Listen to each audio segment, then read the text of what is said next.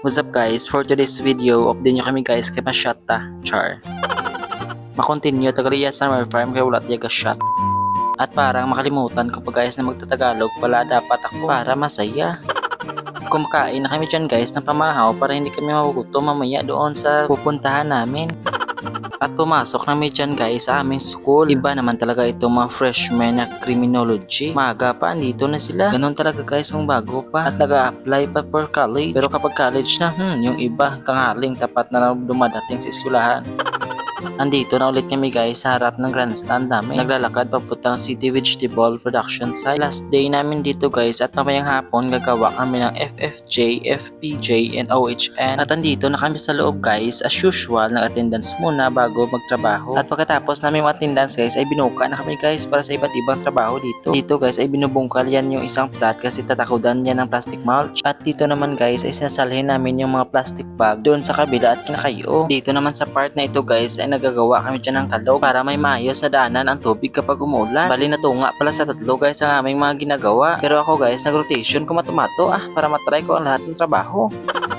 At napakapikit pala guys ang aking dilargo. Alam na yan ng mga kaibigan ko kapag sinuot ko na yung dilargo na yan. It's either hindi ako nakapaglaba or hindi pa namala ang aking mga nilabhan. Titiisin muna kaysa naman wala kang susuotin. Naghahakot pa kami dyan guys ng mga duta at dinadala doon sa mga babae dahil nagbabaging sila. Yung mga lupa na galing sa kalog, yan yung hinahakot namin papunta sa mga babae na nagbabaging. Yan pala guys yung mga classmate ko na nagbabaging kanina at ngayon ang ginagawa naman nila ay freaking. Napaka-OT ang ginagawa nila guys kasi ang liliit na pinifrek nila.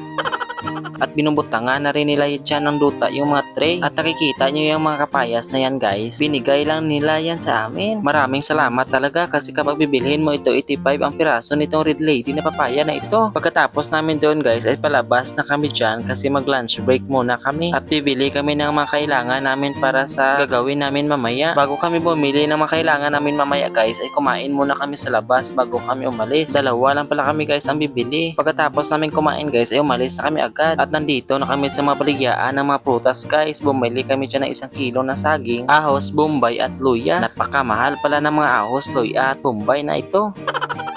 Ayan guys, palibot-libot lang kaming dalawa dito sa merkado. Nagtutor kami dito guys. Naghanap kami ng mura-mura. Pagkatapos namin naglilibot doon sa merkado guys ay pupunta naman kami dito sa may Prince Hypermart. Kasi dito kami bibili ng ibang pangailanganin. At tingnan nyo ang tiil ko guys, nakachinilas at maraming lutak pa yan guys. Kasi pagkatapos na aming ginagawa kanina, hindi na ako nang inaw. Bahala na sila malandaw sa akin, importante buhi. Bumili kami dyan guys ng 3 kilong brown sugar at iba pa. Bumili din kami ng red horse guys kasi mekos natin yan mamaya. At parang hindi pa yata kami kanina makabili ng beer dyan guys kasi sinabihan kami ng isang workers doon na hindi pwede yung minor. Ito kasi kasama ko, hindi naman siya maliit, malaki naman siya kapag maliit yung kasama niya sa kanya. At bumalik na kami dyan guys sa may merkado kasi humingi kami ng mga cabbage na reject para isisimpo namin mamaya sa gagawin namin fermented plant juice. At kung gagawa kayo ng FPJ guys, hindi nyo kami susundin, nandito kami nanghihingi. Kasi dapat guys, early in the morning kayo kukuha niyan, yung fresh pa, yung basa-basa pa siya guys ng tunog. Pwede rin kayong gagamit guys ng mga dahon ng kamote, dahon ng kangkong at iba pa. Basta early in the morning kayo kukuha guys hindi katulad namin nang hingi lang kami dito sa merkado. Pagkatapos namin namili ng kailangan namin mamaya guys ay dumiretso na kami dito sa parkingan ng tricycle papuntang Planters. At nabuyayawan pa tayo dyan guys ng babaeng daranon kasi pagtindog ko natuwas yung motor. At hindi rin nagtagal guys ay umalis din yung tricycle kasi puno na. At yung babaeng daranon na kasabayan namin sa tricycle kanina hindi talaga makamove on. Masaya talaga guys kapag may kasama kayong daranon kasi hindi boring. At tatawa talaga kayo sa hindi oras. At nandito na kami ulit guys sa may Planters. Naglalakad kami dyan guys sa tunga ng kasagbutan para laktod. Bisan pirte kainit At napakadabong na pala guys ng sagbot dito, kailangan ng i-mower. Pagdating namin dito guys ay napapanit sila ng kamuting kahoy. At ang tawag pala dito sa kanila guys ay bichoka or pichoka. Basta ganun na, basta sa amin kamuting kahoy ang tawag dyan. At maya guys ay nag-check na kami ng attendance. Nilalawag dyan ang isa-isa naming pangalan. At pinipirmahan ang aming mga DTR at nag-discuss dyan si sir about grafting, pruning, budding at iba pa. At sa part na yan guys ay nanimoko kami dyan sa loob na parang koko kasi malakas talaga ang ulan.